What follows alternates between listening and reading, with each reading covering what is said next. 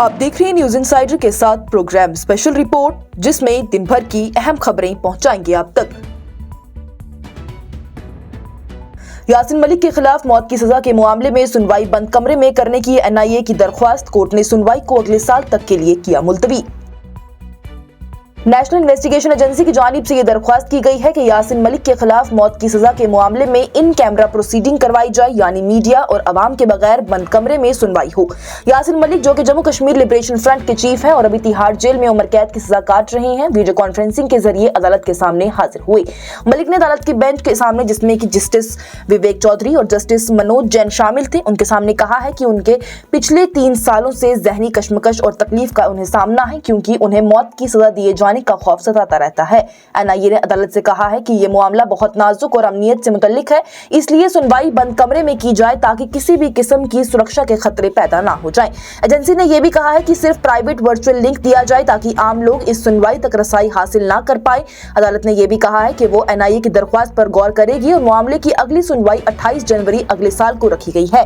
याद रहे कि एनआईए ने साल 2022 के उस फैसले को चैलेंज किया है जिसमें ट्रायल कोर्ट ने यासीन मलिक को यूएपीए और आईपीसी के तहत गुनाहगार करार देते हुए उम्र कैद की सजा सुनाई थी।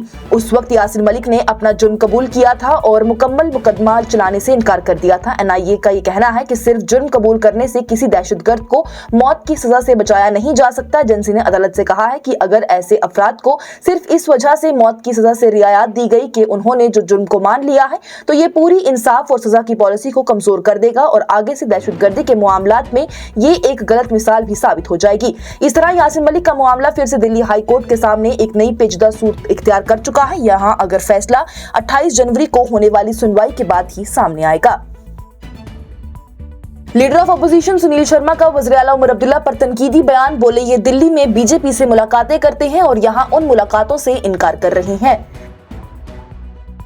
जम्मू कश्मीर के वज़ीर आला उमर अब्दुल्ला और बीजेपी के सीनियर रहनुमा सुनील शर्मा के दरमियान तनाज़ा गर्म हो गया है। ये मुखालफत उस वक्त और तेज हो गई जब एक दिन पहले वज़ीर आला उमर अब्दुल्ला ने कुरान पर हाथ रखकर कसम खाने की बात कही कि उन्होंने साल 2024 में बीजेपी से किसी भी किस्म का इत्तेहाद या फिर समझौता नहीं किया। सुनील शर्मा की जानिब से उमर अब्दुल्ला को कुरान पर कसम खाने का चैलेंज दिया गया था, ये इल्जाम लगाते हुए कि उन्हें चुपकर बीजेपी से स्टेटहुड के बदले में सियासी सौदा करने की कोशिश की थी। इस पर वज़ीर आला उमर अब्दुल्ला ने सोशल मीडिया पर जवाब देते हुए कहा है कि उन्होंने साल 2024 के इंतखाबात के लिए बीजेपी से किसी भी तरह का ताल्लुक या फिर इत्तेहाद तलाश नहीं किया।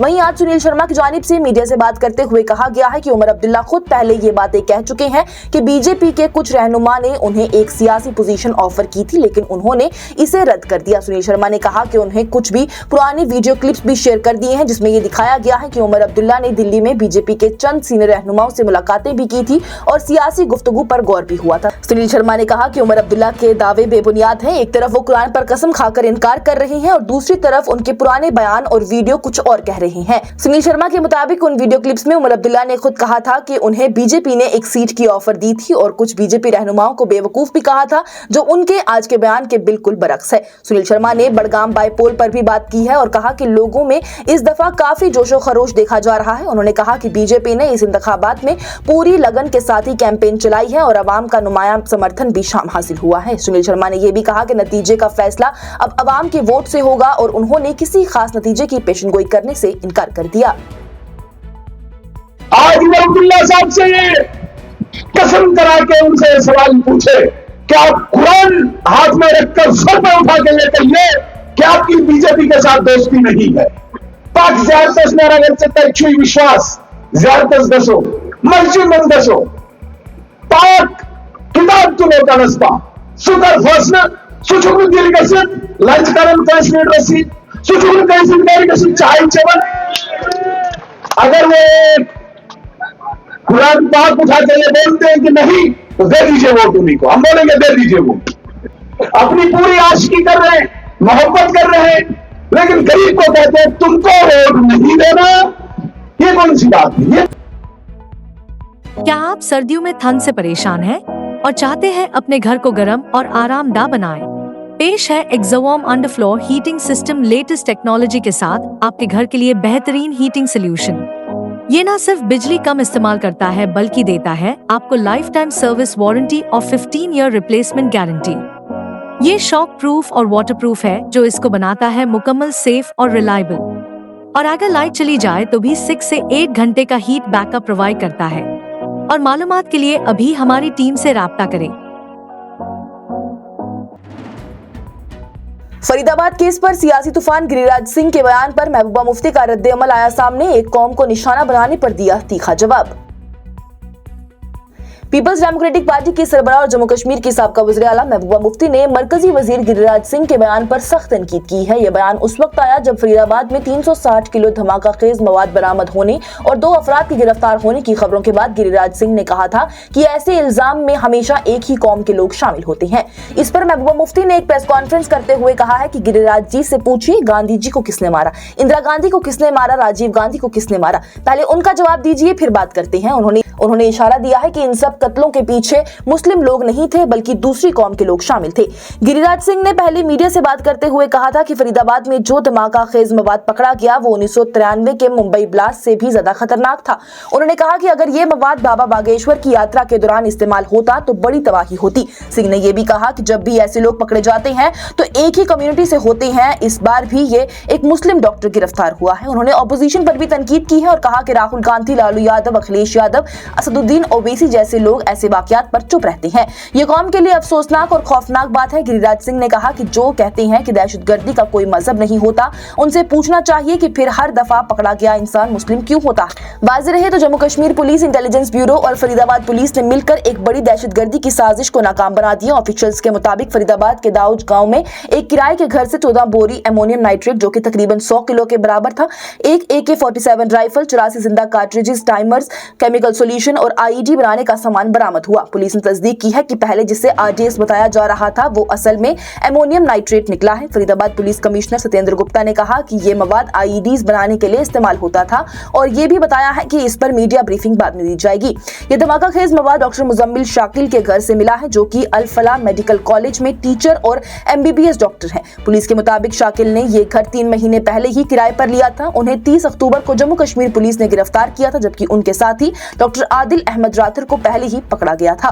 तहकीकात में यह मालूम हुआ है कि दोनों अफराद एक बड़े दहशतगर्दी मॉड्यूल का हिस्सा थे जिनका सरहद पार लिंक होने का शक है और जो कि उत्तर भारत में बड़े हमले की साजिश भी रच रहे थे। पुलिस ने कहा है कि दोनों से पूछताछ जारी है और मजीद लोगों के नाम भी सामने आने की उम्मीद है। PDP के MLA वहीदुर रहमान परा ने वज़ीर आला उमर अब्दुल्ला की कुरान पाक पर कसम को बनाया हरफ तनकीद। नेशनल कॉन्फ्रेंस ने दिया तीखा रद्द-ए-अमल।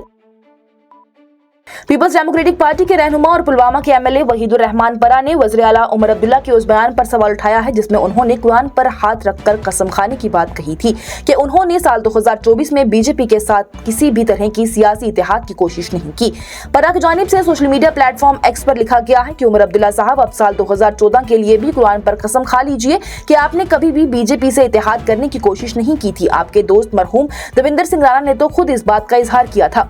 वाज़ेह रहे कि पहले leader of opposition Sunil Sharma ने उमर अब्दुल्ला को चैलेंज दिया था कि वो कुरान पर हाथ रखकर कहें कि उन्होंने 2024 में बीजेपी से समझौता करने की कोशिश नहीं की। इस पर उमर अब्दुल्ला ने तुरंत ही X पर पोस्ट करके जवाब दे दिया और लिखा कि मैं कुरान पर कसम खाता हूं कि मैंने 2024 में बीजेपी से ना तो स्टेटहुड के लिए और ना किसी और वजह से इत्तेहाद करने की कोशिश की है। साथ ही उन्होंने सुनील शर्मा पर तंज कसते हुए कहा, मैं सुनील शर्मा जैसे झूठ बोलकर जिंदगी नहीं गुजारता। लेकिन अब वहीदुर रहमान परा की जानिब से नए चैलेंज ने इस सियासी तनाज़े को और तेज कर दिया। परा के बयान के बाद नेशनल कॉन्फ्रेंस की चीफ स्पोक्सपर्सन इमरान नबी डार ने उन पर जवाब देते हुए कहा है कि तुम बीजेपी की लाइन बहुत अच्छी तरह फॉलो कर रही हो, सुनील शर्मा तुम पर फख्र कर रहे होंगे।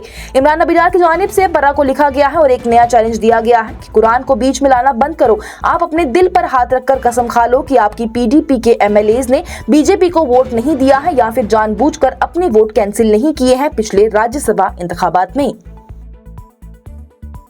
और PDP सरबराह महबूबा मुफ्ती का वज़ीर आला उमर अब्दुल्ला पर तीखा वार, बोली हुकूमत से ज्यादा PDP का जिक्र करते हैं, अपने अधूरे वादों पर कुछ बोलो, अवाम परेशान है। पीपल्स डेमोक्रेटिक पार्टी की सरबराह और जम्मू कश्मीर की साबका वज़ीर आला महबूबा मुफ्ती की जानिब से वज़ीर आला उमर अब्दुल्ला पर सख्त तनकीद की गई। उन्होंने कहा कि उमर अब्दुल्ला हर सवाल का जवाब देने की बजाय अवाम के पास जाकर ये बातें करते हैं कि उन्होंने कितने वादे किए हैं और उनमें से कितने पूरे हुए, इनका जवाब नहीं देते बल्कि PDP के हवाले से बातें करते हैं। महबूबा मुफ्ती ने कहा कि वज़ीर आला हुकूमत के कामों पर तवज्जो देने के बजाय हर दफा अपनी तकरीरों में PDP का जिक्र करते हैं, जैसे कि पिछले लोकसभा और असेंबली इंतखाबात के दौरान भी किया था। महबूबा मुफ्ती की जानिब से स्मार्ट मीटर के मसले पर भी बात की गई। उनका ये कहना था कि उमर अब्दुल्ला पहले स्मार्ट मीटर के खिलाफ थे, लेकिन अब उन्हीं मीटर के लगाने को बढ़ावा दे रही हैं। उन्होंने कहा कि गैस सिलेंडर तकसीम के वादे अभी तक पूरे नहीं हुए, गैस के दाम बढ़ गए हैं और बेरोजगारी में भी इजाफा हुआ है। कश्मीर के कैदियों के हवाले से महबूबा मुफ्ती ने कहा कि पीडीपी ने उनके घर वालों की मदद करने की कोशिश की है। उन्होंने एक मिसाल देते हुए कहा कि एक ऐसे खानदान का सोचिए जहां बाप अंधा है, बेटा कैद में है और अब वो भी अंधा हो गया है, साथ ही छोटी बहनें हैं। ये कैद में 7 से 8 साल से है, बगैर सबूत के शायद हमें अदालत का रुख करना पड़ता कि इंसाफ मिल सके। बिजली और जमीन की पॉलिसीज पर भी उन्होंने सरकार को घेरा है। महबूबा मुफ्ती ने कहा है कि जो लोगों को पहले मुफ्त बिजली देने का वादा किया गया था, आज उन्हीं को बिजली चोर कहा जा रहा है, सिर्फ इसलिए कि उन्होंने स्मार्ट मीटर नहीं लगाए हैं। इसी तरह से जो लोग सरकारी जमीन पर सालों से रहते हैं, उन्हें कब्जा करने वाले कहा जा रहा है। उन्होंने कहा कि पीडीपी ने मजदूरों और जमीन के हकदार लोगों के लिए बिल लाए थे ताकि उनके हकूक महफूज रह सके। महबूबा मुफ्ती ने मुलाजमीन के निकाले जाने पर भी बात की। उनका कहना है कि उमर अब्दुल्ला कहते हैं कि टर्मिनेशन पर पहला दस्तखत मेरा था, लेकिन उस वक्त उमर साहब ने क्या किया, उन्हें कोई एतराज नहीं उठाया था, ना ही कोई सबूत मांगे। उन्होंने ये भी कहा कि उमर अब्दुल्ला ने अपने हल्के इंतखाब के मसाइल भी पूरे नहीं किए हैं, उसमें भी वो पूरा साल हो गए उन्हें नहीं सुलझाया गया, जबकि वो सिर्फ बाई इलेक्शन के वक्त वहां जाते रहे। महबूबा मुफ्ती ने यह भी कहा कि वजीर और हुकूमत सिर्फ एक सीट पर तवज्जो दे रही हैं, जबकि पूरी गवर्नेंस के मसाइल हल नहीं किए जा रहे।